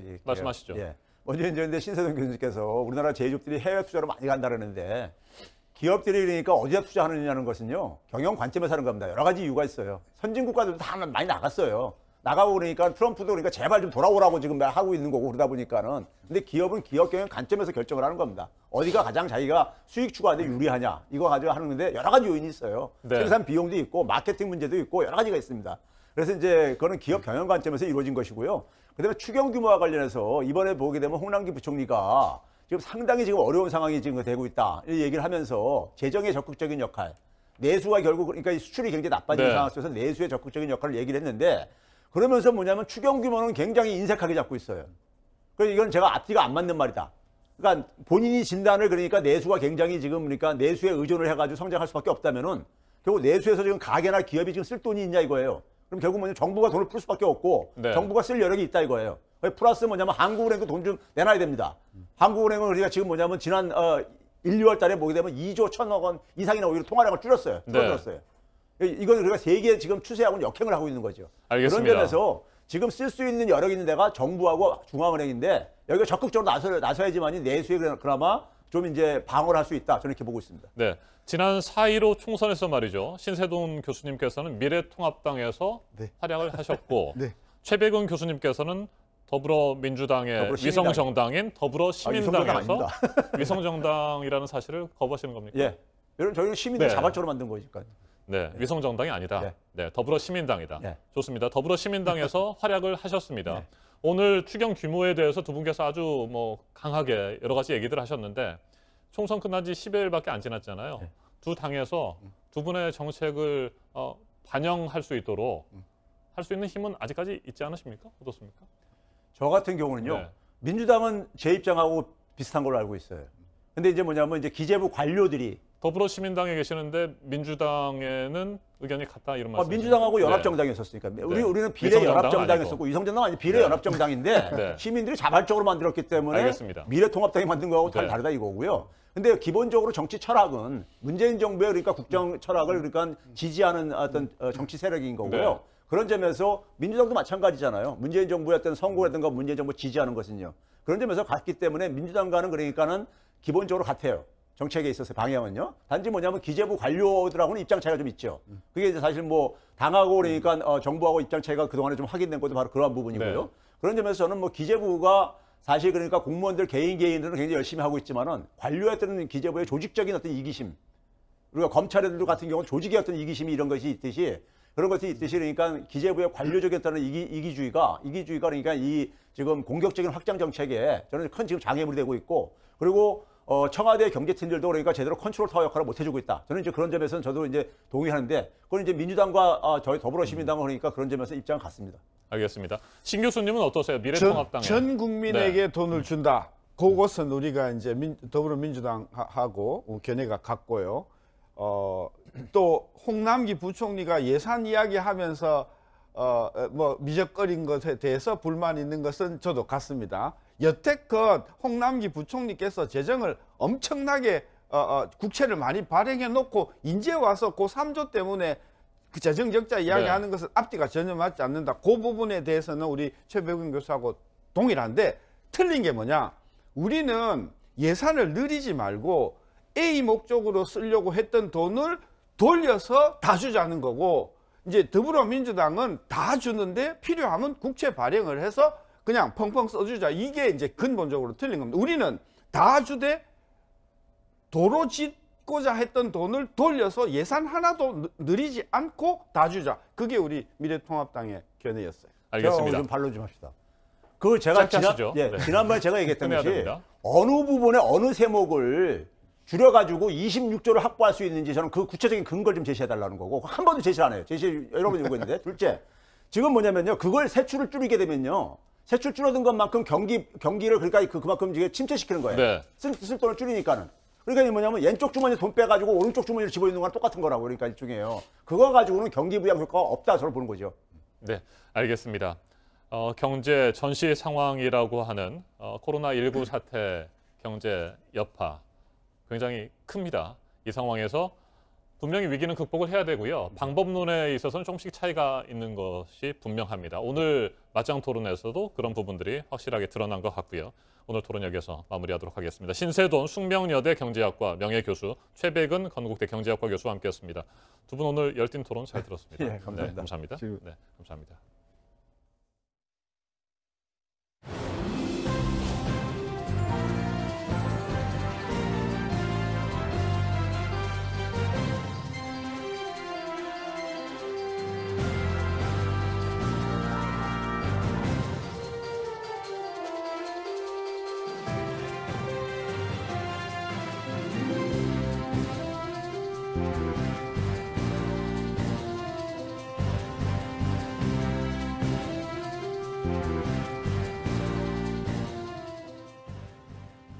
네, 수요일 아침 7시 58분 지나고 있습니다. 앞서 전해드린 대로 북한 김정은 위원장이 어떻게 지내는지 알지만 말은 못한다고 해서 궁금증을 키웠던 트럼프 미국 대통령. 하지만 다시 말을 바꿔서 이를 언급하고 싶지 않다고 했습니다. 특이 동향이 없다는 게 우리 정부의 입장이죠. 어제 국회에서 공방이 있었는데 정부 측은 사실이 아닌 정보들이 너무 퍼지고 있는 현재 상황을 말했고 의원들은 정부가 모르고 있는 건 아닌지 우리 정부의 정보력에 대해 따졌습니다.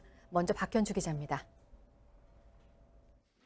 김현철 통일부 장관은 최근 김정은 위원장의 건강 이상설과 관련해 거짓 정보가 확산되고 있다고 말했습니다. 이런 상황에 대해서는 저는 인포데믹 현상이라고 볼 수가 있을 것 같습니다. 매우 안타까운 현실입니다. 하지만 의원들은 2011년 김정일 국방위원장이 사망했을 때도 국정원이 전혀 모르고 있지 않았냐고 지적했습니다. 함축적인 그런 표현을 반복해서 정부가 하고 있는데 그러니까 우리 정부가 모르고 있는 거 아닌가. 우리 국정원도 그런 파악이 잘 안 되는 건가. 특이 동향이 없다고 자신 있게 얘기할 수 있을 정도로 정보 역량을 갖추고 있습니다. 또 정보 평가의 과정을 분명하게 밝히지 못하는 이유들은 여러 가지가 있습니다. 정부가 제대로 밝히지 않는 것에 대해서도 추궁했습니다. 우리 대한민국 정부가 김정은의 보안도 지켜줘야 될 의무가 있는 거예요? 태국민 미래통합당 당선인도 김 위원장의 건강 이상설을 언급했습니다. The only people who can confirm his real condition might be Kim Jong-un's wife or his sister or his close, the aides. 그러면서도 김 위원장이 스스로 일어서거나 제대로 걷지 못하는 상태라고 주장했습니다. 통일부 당국자는 태 당선인의 개인 의견일 뿐이라고 선을 그었습니다. JTBC 박현주입니다. 이런 가운데 북한 매체는 김정은 위원장 모습은 공개하지 않고 있고 다만 김 위원장이 외교 활동이나 대내 업무는 정상적으로 이어가고 있다는 보도를 계속하고 있습니다. 평양에서 사재기가 성행하고 있다는 것과 관련해서는 북한 선전 매체의 반박도 나왔습니다. 이어서 김선미 기자입니다. 한 북한 여성이 최근 외신들이 보도한 북한 경제 상황을 확인해보겠다며 백화점으로 들어갑니다. 쇼핑 중인 여성에게 질문을 합니다. 요새 상품이 비싸졌습니까? 비싸요. 요새 이렇게 건강 가스 농장 제품은 요즘 조금 그거졌던데. 재고 상황도 묻습니다. 상점엔 물건이 모자랍니까? 아닙니다. 그렇지 않습니다. 순환이 빨라서 잘 나가는 상품도 있고 안 나가는 상품도 있는데 그렇다고 버전이 많습니다. 지난 25일 북한 내 소식을 영어로 전하는 유튜브 채널에 올라온 영상입니다. 코로나19와 싸우는 가운데 가짜 뉴스를 경계해야 한다고 영상을 끝맺습니다. 블룸버그 통신이 북한 전문 매체 NK뉴스를 인용해 평양에서 사재기가 성행한다고 보도하자 이를 직접 반박한 것으로 보입니다. 평양 주민들이 세제와 쌀, 담배 등을 사재기한다는 보도는 그 뒤 워싱턴 포스트에서도 나왔습니다. 북한 선전 매체가 이처럼 팩트체크 형식으로 외신에서 제기한 의혹을 직접 반박한 건 이례적입니다.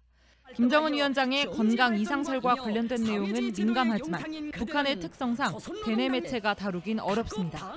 이에 따라 유튜브 채널을 이용해 우회적으로 외신 보도를 반박한 것이란 분석이 나옵니다.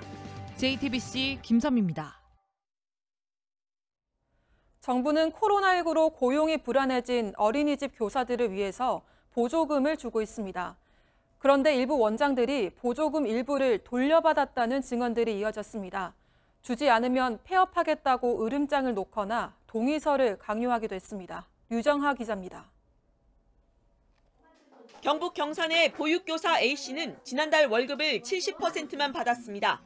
학원도 안 좋고 원화도 보지 않고 있잖아. 다른 원들은 선생님들이 서로 돈을 모아서 시설 정비도 하고 있더라. 이렇게. 코로나19 사태 이후 교사의 월급 일부를 원장이 돌려받는 페이백이 기승을 부리고 있습니다. 어린이집 교사의 고용 안정을 위해 정부는 보조금을 주는데 이걸 원장이 돌려받으면 부정수급이 될 수 있습니다. 너 하기 싫으면 하지 마. 교사는 많아. 블랙리스트를 만드는 거죠. 신고하면 폐업하겠다며 으름장을 놓기도 하고 동의서를 쓰라고 강요하는 경우도 있다고 합니다.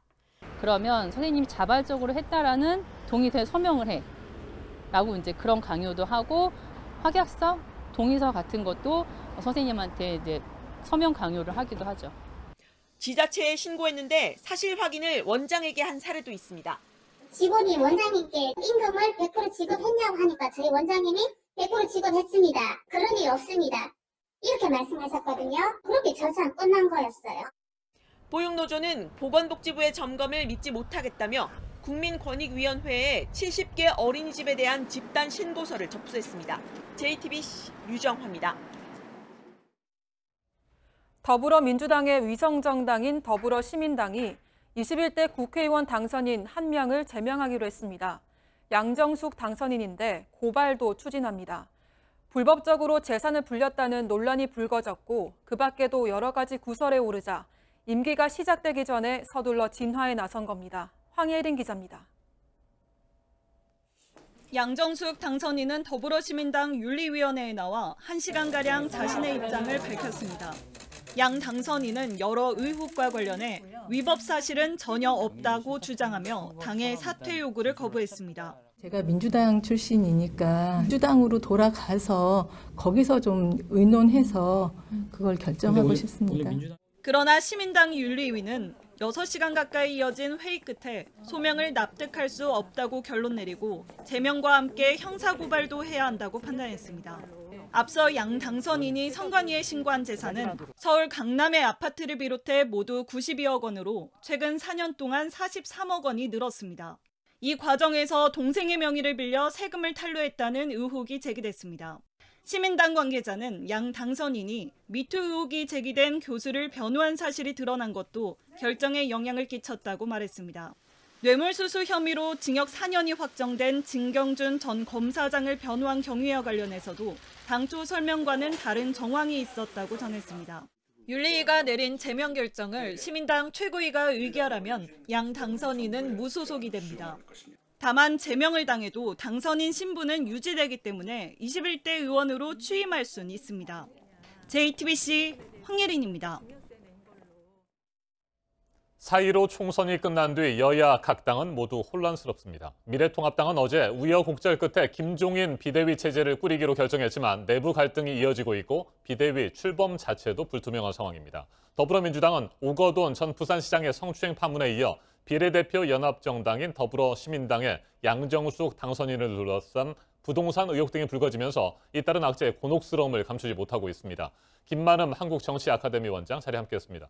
어서 오십시오. 네, 안녕하세요. 네, 원장님 먼저 미래통합당의 상황부터 살펴보도록 하죠. 김종인 비대위 체제 어제 꾸리기로 결정을 했습니다만 아직까지 명확하지가 않습니다. 어제 심재철 당대표 권한대 원내대표 그리고 정책위 의장이 자택을 찾아갔는데 명확한 답변을 어제 못했다고요. 네, 비대위를 꾸리기로 결정했지만 원래는 이제 상임정국위원회에서요. 먼저 임기 관련 문제를 정리한 다음에 꾸리기로 했었는데 그게 무산이 됐죠. 왜 무산이 됐을까요? 그 45명으로 구성이 되어 있는데요. 과반이 돼야 이제 성사가 되는 건데 17명밖에 모이지 못했습니다. 그 정도는 당의 중진들이 사실은 이게 부적합하다. 김종인을 이해해서 당헌을 고치는 게 과연 맞는 얘기냐라면서 오히려 불참을 권유했다고 합니다. 그래서 45명 정도이기 때문에 아름아름으로 충분히 중진들이 불참을 권유할 수 있는 그런 조건이 되기 때문에 저지를 당했다라고 볼 수 있겠습니다. 그래서 이어서 이제 추인을 받는 전국위원회는 639명인데 330명이 참여해서 간신히 과반을 만들었어요.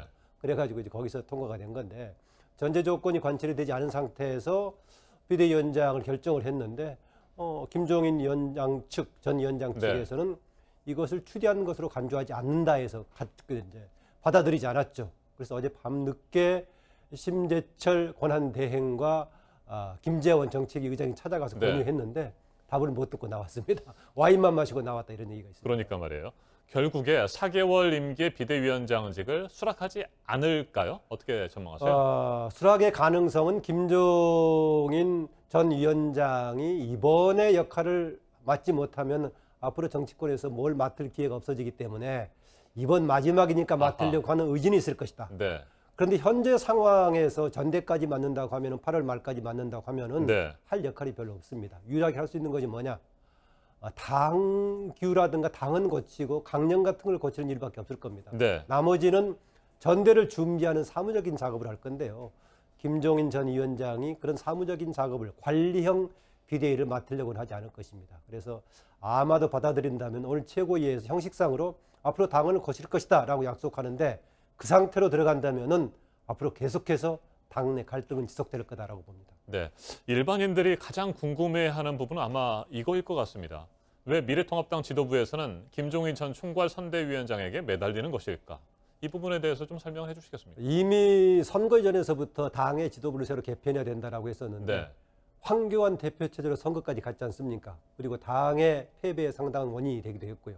당 내부에서 뭔가 정비를 해야 되는데 또 다른 사람, 당에서 뭔가 중진 역할을 할 만한 사람들이 또 이번에는 지난 총선에서 낙선해버리고요.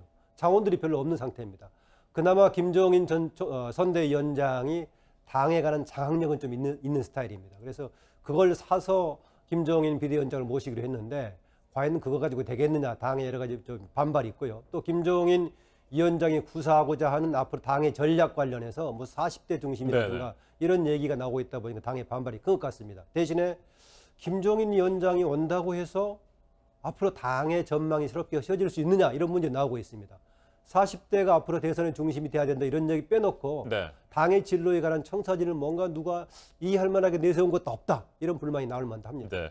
방금 말씀하신 40대 경제통입니다. 40대 경제통의 대선 후보를 발굴하겠다. 네. 이 같은 김종인 전 총괄 선대위원장의 발언 어떻게 평가하시는지 궁금해요. 나름대로 의미가 있기는 합니다. 우선 경제가 굉장히 중요할 거다. 더구나 코로나19 이후에 국정에서 가장 중요한 부분이 그런 경제정책이 되지 않겠느냐 공감할 겁니다.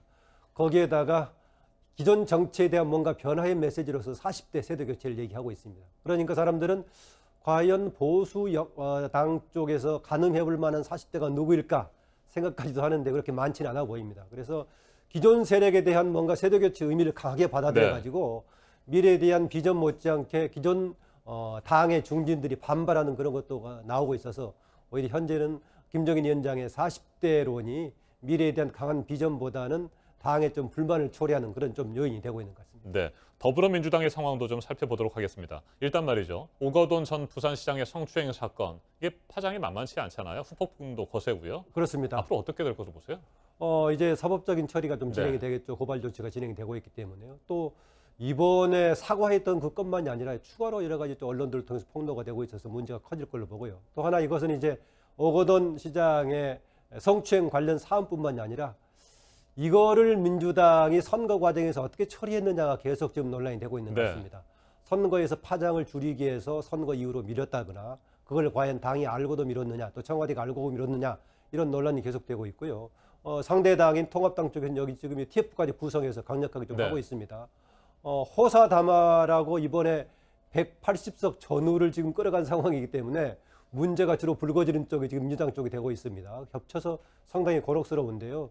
지금 오거돈 시장 사법적인 처리 못지않게 다른 추가적인 문제까지 불거지면서 민주당한테는 상당히 어려운 지금 쟁점이 되고 있는 것 같습니다. 네, 더불어시민당의 양정숙 당선인, 허위 자료 제출, 부동산 실명제 위반, 여러 가지 논란에 휩싸여 있습니다. 이건 어떻게 보세요?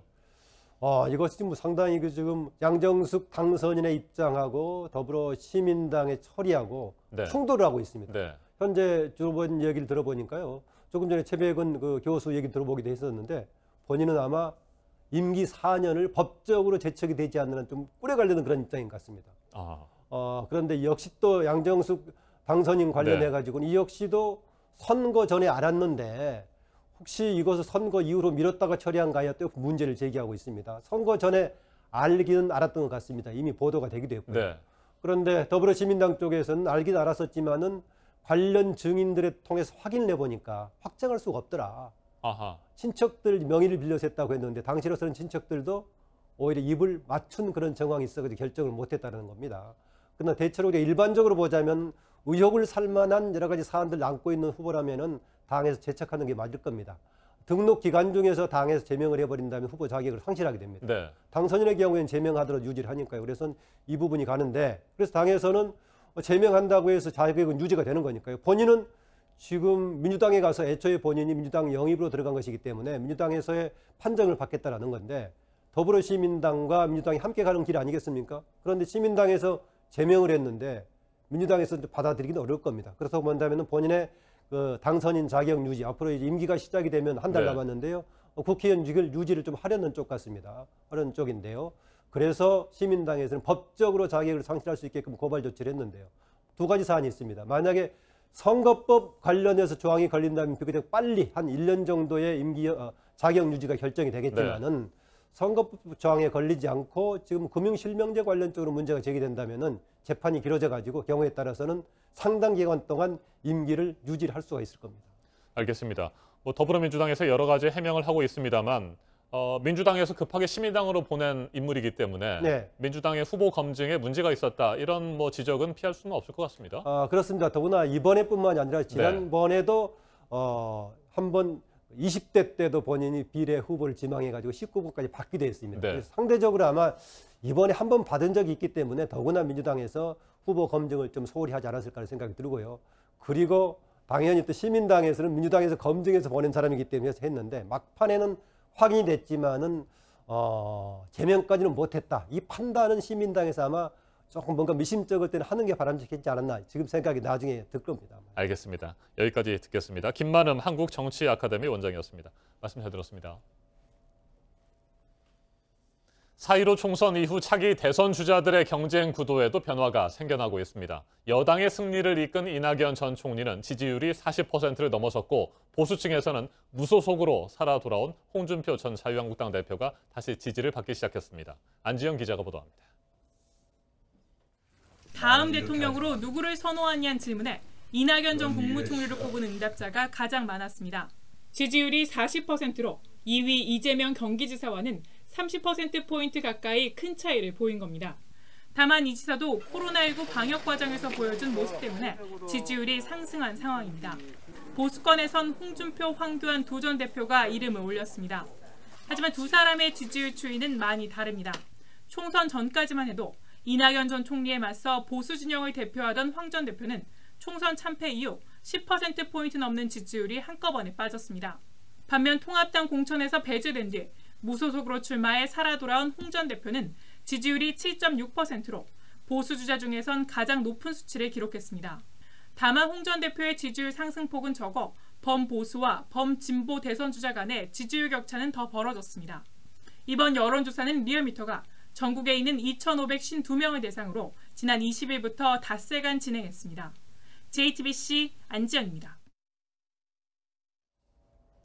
네, 오늘 조주빈 일당 재판이 시작이 되는 날이고 그 어떤 사건보다 처벌에 대한 관심이 지금 높습니다. 오늘 전문가와 짚어보도록 하겠습니다. 오늘은 백성문 변호사가 나왔습니다. 어서 오세요. 네, 안녕하세요. 네, 그러니까 조주빈 재판과 공범 이제 2명의 재판이 병합이 됐고 또 다른 공범 1명의 재판은 또 다른 재판부에서 열리게 되는 거잖아요.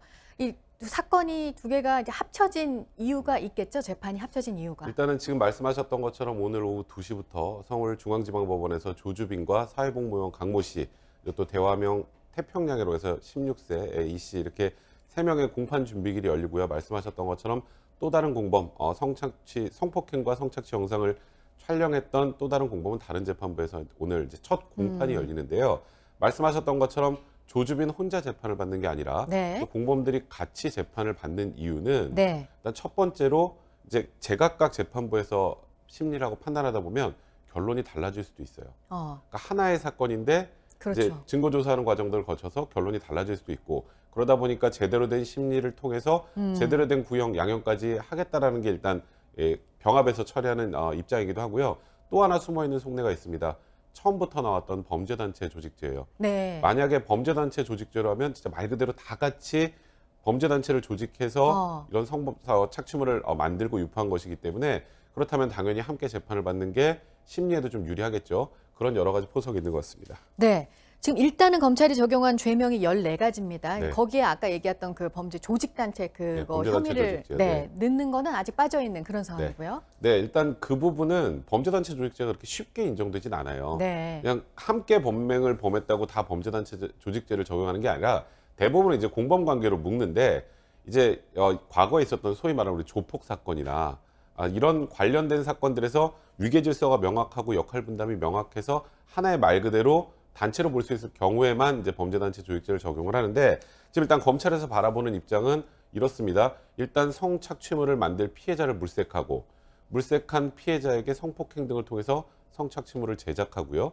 이 제작한 성착취물을 유포하고 판매해서 돈을 벌고 그다음에 수익금을 회수하고 이 네 가지 구조를 각각의 공범들이 역할을 나눠서 했다라고 보고 범죄단체 조직죄가 적용될 수 있다는 입장이기 때문에 지금 현재 범죄단체 조직죄는 죄명에서 빠져 있지만 추가될 가능성이 굉장히 높은 상황입니다. 네. 이제 차차 재판이 진행이 돼서 이제 검찰이 구형을 하게 될 텐데 네. 어느 정도 예상하시나요? 이번에는 굉장히 구형량이 높을 겁니다. 네.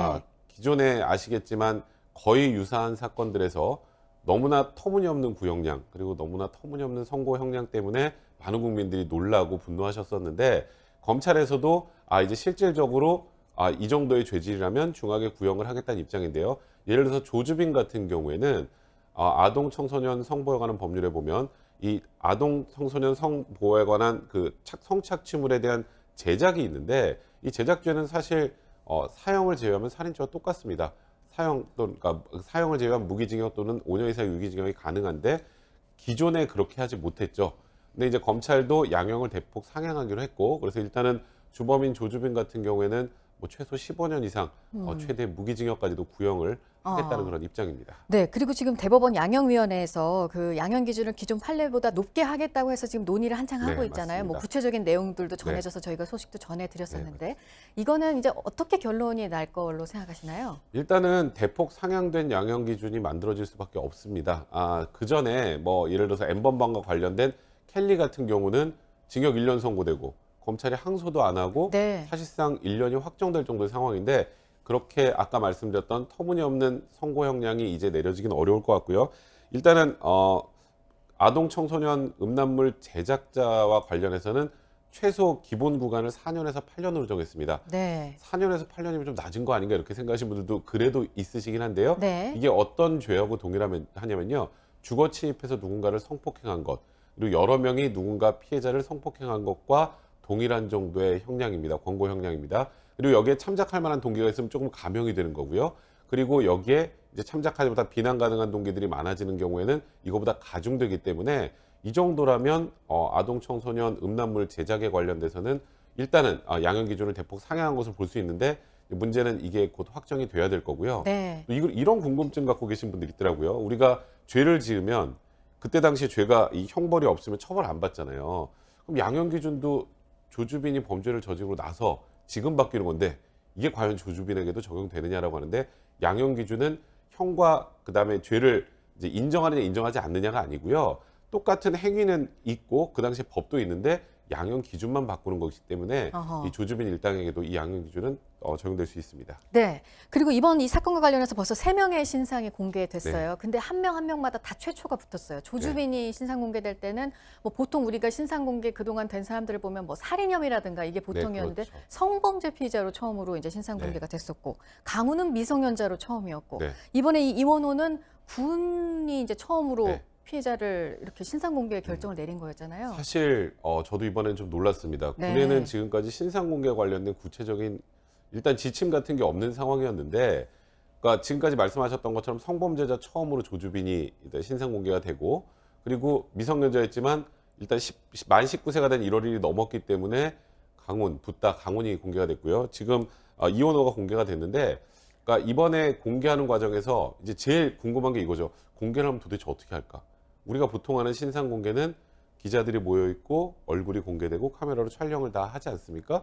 근데 공개가 그런 방식으로 안 됐죠. 왜냐하면 그건 군이라는 특성 때문인데 그래서 신상 공개 방법을 어떻게 할까 고민을 하다가 공개 여부를 결정하고 다 아시는 것처럼 사진만 공개하는 것으로 그렇게 결정을 한 것 같습니다. 네, 알겠습니다. 오늘 여기까지 듣도록 하겠습니다. 백성문 변호사였습니다. 잘 들었습니다. 네, 보도국 연결해서 오늘 아침 들어온 소식 다시 한번 알아보도록 하겠습니다. 페루의 한 교도소에서 폭동이 일어났는데요. 코로나19에 감염돼서 사망한 수감자가 있었던 곳이었습니다. 보도국 연결합니다. 감염 위험이 크니까 내보내달라는 주장을 했다고요? 네, 이 사고가 난 곳은 폭동이 일어나는 곳은 페루의 수도 리마에 있는 한 교도소입니다. 수감자들은 현 시간 27일에 매트리스를 태우고 또 기물을 부수면서 폭동을 벌였습니다. 군과 경찰이 투입돼서 폭동이 진압됐지만 수감자 9명이 숨지고 교도관과 경찰관 등 67명이 다쳤습니다. 이 교도소에서는 지난 26일에 재소자 2명이 코로나19로 사망했습니다. 이후에 나머지 수감자들이 코로나19 감염 위험이 크다며 교도소에서 내보내달라고 하면서 폭동이 시작됐습니다. 이 교도소 정원은 1,100명이지만 현재 5,300명이 수감돼 있습니다. 네, 우리 국적 항공사들의 그 인천에서 베이징 간의 여객기 운항 다음 달에도 못하는 거죠? 네, 그렇습니다. 코로나19로 인해서 중국 정부가 입국 규제를 계속하고 있기 때문입니다. 국내 항공사 관계자는 중국 정부가 정책 변경을 발표하기 전까지는 우리 항공사 여객기에 중국 노선 제한이 유지된다고 밝혔습니다. 중국 항공사의 경우는 중국 국제항공이 4월에 이어 5월에도 인천 베이징 노선을 주 1회 운항합니다. 다만 칭다오를 경유해서 코로나19 검사를 받은 뒤에 문제가 없을 때만 베이징 입국이 허용됩니다. 현재 한국 출발 여행객에게 입국 금지나 제한 조치를 하는 국가는 150여 개 국가가 있고 우리나라도 90개 나라에서 오는 입국자에 대해서 제한 조치를 하고 있습니다. 이어서 일본의 코로나 신규 확진자 증가폭이 다시 커졌다는 소식인데요. 일본에서는 어제 총 282명이 새롭게 코로나19 확진 판정을 받았습니다. 일주일 전에 400명대에서 지난 월요일에는 100명대까지 떨어졌다가 이번에 다시 200명대가 됐습니다. 일본의 누적 확진자 수는 14,000명가량이고 사망자는 400명 정도인데요. 이런 상황에서 일본 의사회는 어제 전국에 선포된 긴급사태를 지역별로 해제하는 것이 바람직하지 않다는 견해를 어제 밝혔습니다. 아베 총리가 다음 달 초에 긴급사태 연장 여부를 결정할 예정인데 현재로서는 연장될 가능성이 높은 것으로 관측됩니다. 지금까지 아침엔 지금 JTBC 이재승입니다. 코로나 사태로 일상이 달라져서 답답하고 불안해하는 아이들을 위해 동화책을 읽어주는 사람들이 있습니다. 권근영 기자입니다. Oh, look. There's an egg in your book. It looks ready to hatch. 버락 오바마 전 미국 대통령의 부인 미셸이 동화책을 읽어줍니다. 집에만 있어야 하는 아이들에게 재미있는 이야기를 들려주고 부모들에게도 잠시나마 쉴 시간을 주기 위한 프로그램입니다. 매주 월요일마다 인터넷을 통해 실시간으로 중계되는데 첫 방송은 열흘간 40만 명 넘게 지켜봤습니다. Mr. Elephant can't hold it anymore. He farts.